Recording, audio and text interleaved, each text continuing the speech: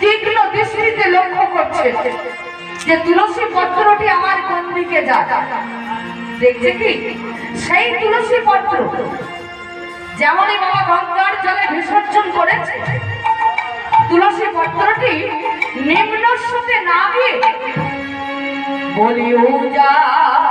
লেকে চলেছে গোটা লেকে চলেছে